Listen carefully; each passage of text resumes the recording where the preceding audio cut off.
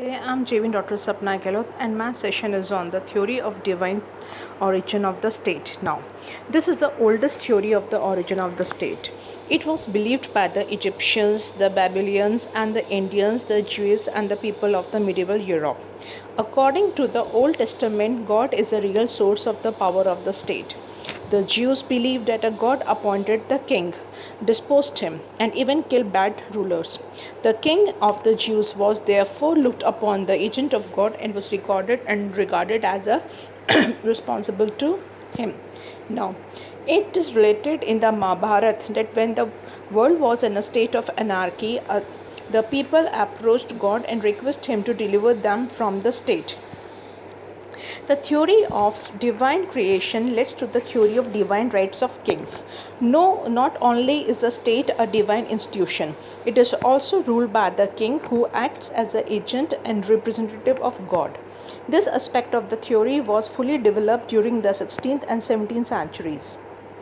The leaders of the Reformation movement used this theory to support and justify the institution of absolute monarchy.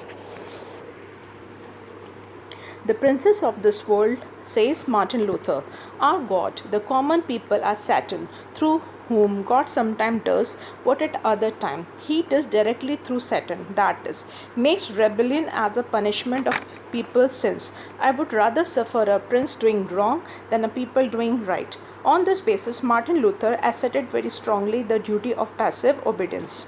Then, king is like a father compared with his children, or like the head as compared with the body. Without him, there can be no civil society, for the people are a mere headless multitude incapable of making law, which proceeds from the king as a very divinely instituted law giver of his people.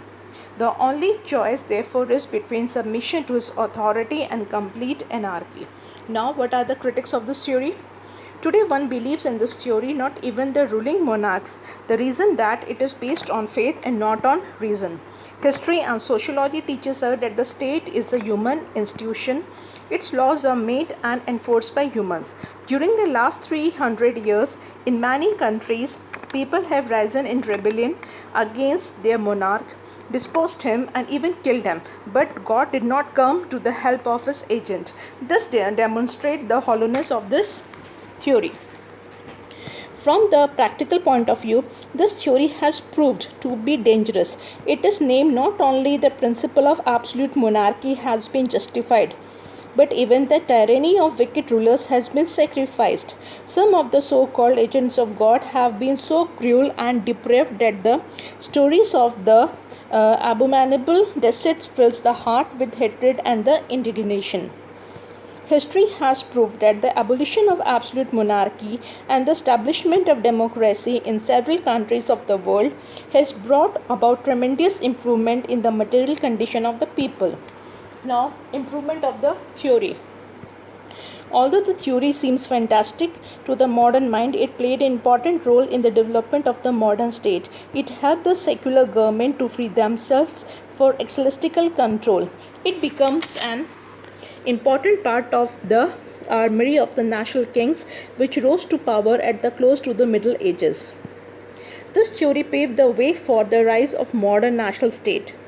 It combated successfully the religious cosmopolitanism of the church and localism of the feudal system. Finally, in spite of its obvious defects, the theory has merit that, idealistically interpreted, it may create in the mass of the people a sense of the value of order and obedience to law are necessary for the stability of the state, and in the rulers of a more accountability to God for the manner in which they exercise their power.